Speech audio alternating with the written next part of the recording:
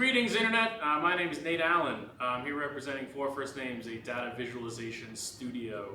I brought my handy-dandy Xbox Rock Band controller to shred some data for you. Today we're going to take a look at Kickstarter data.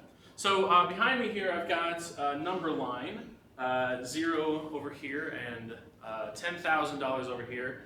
And we're actually going to populate this number line with actual projects from Kickstarter, and we're going to see where they show up on the line. So we're loading them in here. Each dot is a project on Kickstarter. The brighter the dot is, the more projects are right there on the number line. So we're already seeing these bright spots that are really evenly spaced. So what do we think that means? The even spacing are actually these $5,000 increments. And all it's really saying is that people tend to pick numbers that are round. They're going to pick 500, and they're going to pick 1,000, and they're going to pick 1,500, and they're not going to pick 1,337, although we might have a bright spot right on that number anyway. So let's get into something a little bit more interesting. We can actually look at two different aspects of a product at a time. So now we have loaded up the amount pledged to each project. So the higher up the project is, the more was pledged. And now our data set's looking a little bit thin, so let's load in more projects. We're going to kick it up to 15,000. Now you're still seeing these spikes. That's what those even numbered goal lines are. These are $500 increments. But now we've got this other really smooth diagonal line. So all that really means is that the amount that was pledged to the project was equivalent to the goal. As the pledge gets higher, the goal gets higher.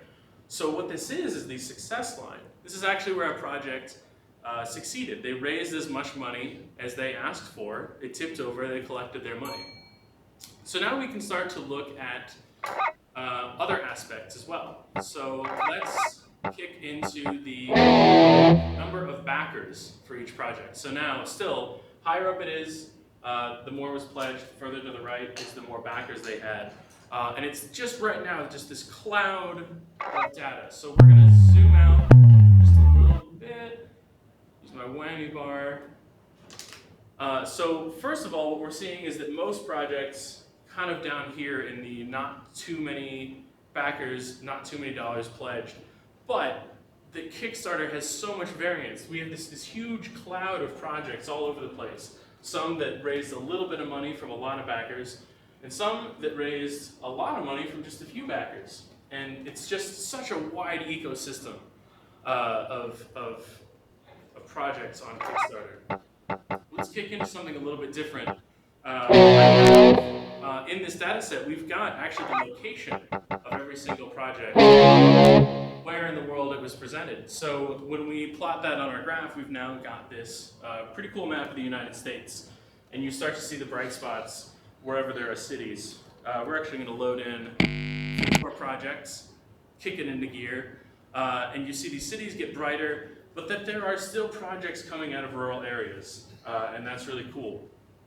So another great advantage of my little data shredder here, if we kick into another variable, we can slow down the rotation, and we can really see, right now we're going to percent raised, so the percent of their goal that was raised. So we've got that success line again. So what we're looking at is the successful US on top of the unsuccessful US. And actually they're right about equivalent. The data says that there's about a 50% success rate on Kickstarter, and has been basically since the beginning. Let's kick into, we're going to go to number of backers again, versus the DPB, the dollars per backer. So this is actually the average number of dollars that each person gave to a project. So higher up the dot is, the more backers they had. The further to the right here, the more on average each backer gave. If we zoom way out on this one, we get this pretty distinct curve. It just, there's this spike and then a drop off.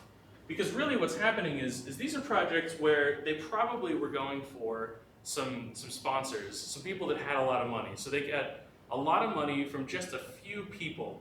But if you really want to raise from a lot of people, they're going to give kind of in that $25 to $200 range, and that's what this spike here is. which is pretty cool. But then if we zoom way in, we see some cool patterns. So first of all, we've got these sort of waves, which actually are the goal lines. I'll show you that in a second. If we go way down, and this is just kind of because of how the math works, since we're calculating the dollars per backer based on the number of backers, there's only so many values that we can get in these really small numbers, and so we get these cool little, bridges, which are just pretty in my opinion. I said that I was going to show you how these waves are goal lines. So again, you can see these waves coming through the data, and if you keep an eye on them, as I change over to goal, you'll see that they just line right up with goal. And then you've got these vertical lines because the people tend to give, again, the reward level that they're pledging, $5, $10, $15, $25, and so that's why we're seeing lines going up and down as well. We've got this kind of grid matrixy look right now. There's one more graph that I want to show you. Well, it's actually, yeah, so let's go to the amount pledged versus the percent raised. So now, higher up it is, more was pledged, and then the further to the right we go was the more percentage of their goal. And now we have this kind of starburst. These are those goal lines again, because the amount pledged is calculated into percent raised along with the goal. So those goal lines are still right here in the data. I think that's going to be it for today. If you want to know more, if you want us to do another video, if you have any questions about Kickstarter or the technology, shoot me a line. It's just nateallen@fourfirstnames.com. You can visit our website, fourfirstnames.com. Thanks.